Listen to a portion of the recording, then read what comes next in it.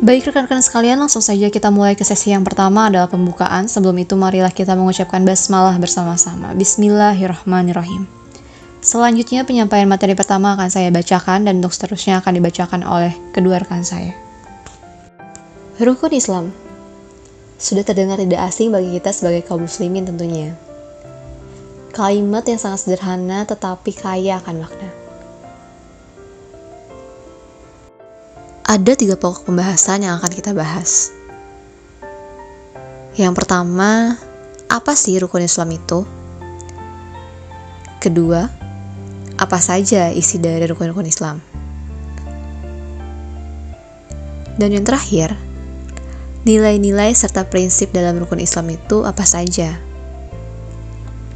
3 pokok pembahasan tersebut akan dibahas dan disampaikan oleh rekan saya, Nurfa. Pengertian rukun Islam. Rukun berarti yang menjadi pokok, yang mesti ada. Secara bahasa atau logotan, Islam artinya istislam dan inqiyad atau berserah diri dan patuh. Secara istilah, Islam artinya inqiyad lil ahkam asy-syariah, artinya patuh kepada hukum syar'i. Jika diibaratkan, Islam adalah sebuah bangunan yang memiliki tiang pokok yang 5. Terdapat beberapa hadis yang menyebutkan tentang rukun Islam. Salah satu di antaranya adalah dari Abu Abdirrahman Abdullah bin Umar bin Al-Khattab radhiyallahu anhuma, katanya, aku mendengar Nabi SAW bersabda, Islam dibangun di atas 5, persaksian bahwa tidak ada Tuhan yang berhak disembah dengan benar kecuali Allah, dan Muhammad adalah utusan Allah, mendirikan sholat, menunaikan zakat, naik haji, dan puasa Ramadan. Hadis riwayat Al-Bukhari dan Muslim. Rukun Islam ialah ibadah-ibadah yang menjadi kewajiban setiap muslim. Tidak sah keislaman seseorang kecuali dengan meyakini kewajiban rukun-rukun Islam itu dan melaksanakan semuanya karena Islam dibangun di atasnya. Dan tidak sah pula masuk dalam Islam melainkan harus terpenuhi 6 syaratnya. Yang pertama, berakal.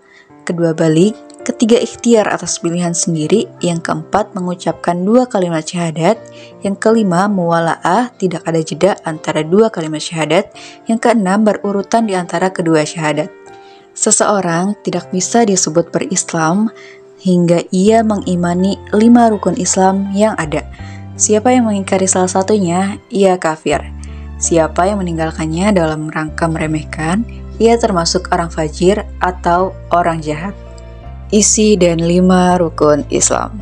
Isi dan 5 rukun Islam. Rukun yang pertama ada syahadat. Yuk kita baca bareng-bareng.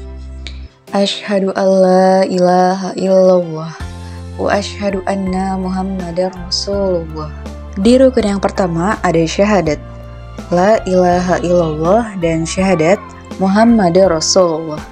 Allah Ta'ala berfirman yang artinya, maka ketahuilah bahwa tidak ada Tuhan yang berhak disembah selain Allah. Quran Surat Muhammad ayat 19. Allah Ta'ala juga berfirman yang artinya, sesungguhnya telah datang kepadamu seorang Rasul dari kaummu sendiri. Berat terasa olehnya penderitaanmu, sangat menginginkan keimanan dan keselamatan bagimu. Amat belas kasih lagi penyayang terhadap orang-orang yang mukmin. Quran Surat At-Taubah ayat 128. Selanjutnya di slide 10 ada makna syahadat. La ilaha illallah, ialah tiada sembahan yang benar selain Allah. Makna syahadat Muhammad Rasulullah ialah menaati apa yang diperintahkannya, membenarkan apa yang disabdakannya, menjauhi apa yang dilarang serta dicegahnya, dan tidak beribadah kepada Allah kecuali dengan tata cara yang disyariatkannya. Selanjutnya slide 11 isi dan 5 rukun Islam. Yang kedua itu sholat. Rukun kedua adalah mendirikan sholat. Allah Ta'ala berfirman, wa aqimus sholat, dan tegakkanlah sholat. Quran Surat Al-Baqarah ayat 110. Di slide 12 ini dari Buraidah radhiyallahu anhu, Nabi SAW bersabda,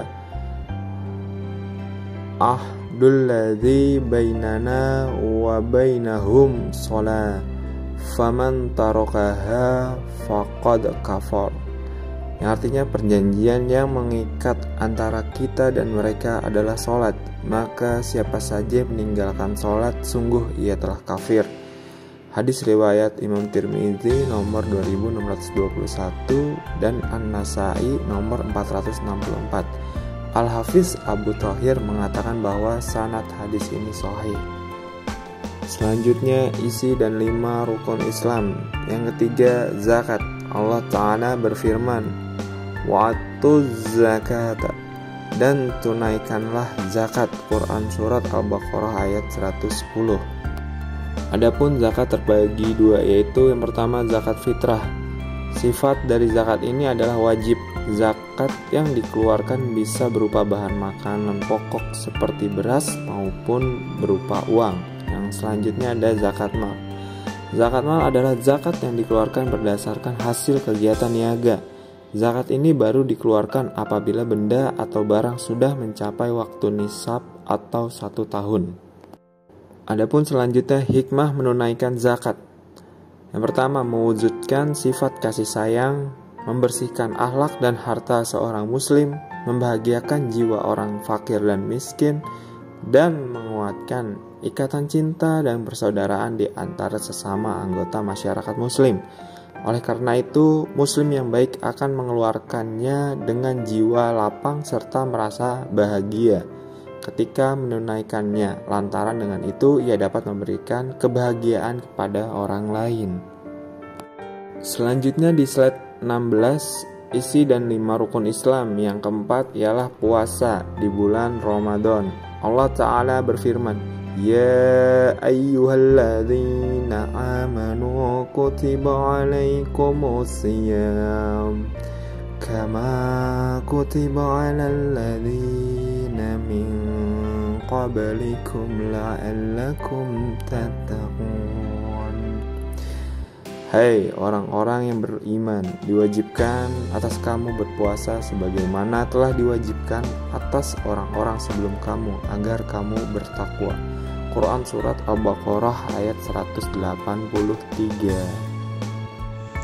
Puasa Ramadan ialah beribadah kepada Allah dengan menahan diri dari makan, minum, jima, dan semua pembatal puasa lainnya, sejak terbit fajar hingga terbenam matahari, sebanyak hari di bulan Ramadan yang diberkahi.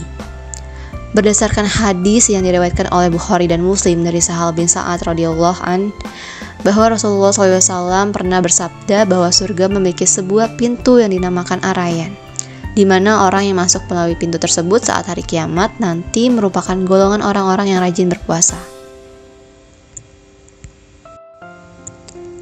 Dan rukun Islam yang kelima adalah haji bila mampu. Allah Ta'ala berfirman, Bismillahirrahmanirrahim, dengan menyebut nama Allah yang maha pengasih lagi maha penyayang. Walillahi 'alan nasi hijjul baiti man istata'a 'alaihi sabila. Yang artinya mengerjakan haji ke Baitullah adalah kewajiban manusia terhadap Allah, yaitu bagi orang yang mampu mengadakan perjalanan ke sana. Surat Ali Imran ayat 97. Makna ibadah haji sendiri ialah mengunjungi Baitul Haram dan situs-situs suci di Makkah Al-Mukarramah untuk menunaikan ibadah-ibadah tertentu pada waktu tertentu. Utamanya dilakukan pada Zulhijjah pada tanggal 8-13 setiap tahunnya. Kegiatan ini berupa lempar jumrah, tawaf, berjalan dari Bukit Safa ke Bukit Marwah, dan beberapa kegiatan lainnya berdasarkan rukun haji yang telah ditentukan. Nabi SAW telah berhaji sebagaimana nabi-nabi sebelum beliau juga telah berhaji. Dan pokok pembahasan terakhir adalah nilai-nilai dan prinsip dalam rukun Islam. Yang pertama ada tauhid. Nilai tauhid mengajarkan seseorang untuk senantiasa mengesahkan Allah dalam segala hal yang dilakukan. Oleh karena itu, seseorang diharapkan untuk menjalankan setiap tindakan dalam hidupnya dengan tujuan untuk mendapatkan ridho Allah semata. Dan yang kedua ada keadilan. Keadilan merupakan prinsip yang penting dalam Islam, di mana seseorang diharapkan untuk memperlakukan semua orang secara adil dan merata, tanpa memandang perbedaan suku, agama, ataupun ras. Hal ini dapat diterapkan dalam berbagai aspek kehidupan, mulai dari dalam keluarga, lingkungan kerja, hingga dalam bermasyarakat. Dan yang ketiga adalah kepedulian. Kepedulian terhadap sesama manusia adalah salah satu nilai penting dalam Islam. Seseorang diharapkan untuk membantu orang lain yang membutuhkan, baik dalam bentuk materi maupun moral.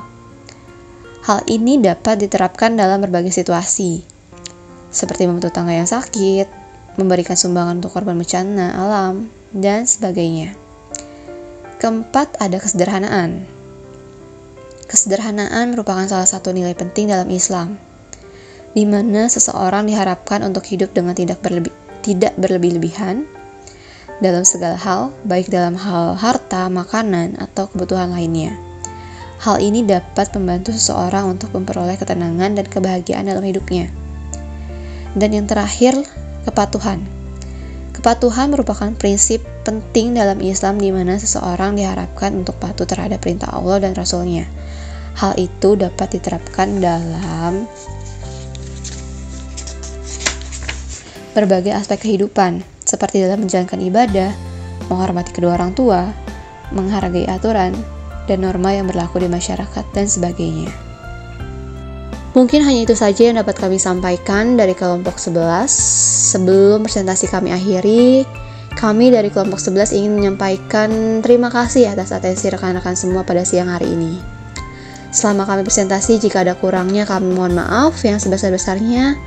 Semoga materi ini bisa berguna bagi kita semua. Terima kasih. Wassalamualaikum warahmatullahi wabarakatuh.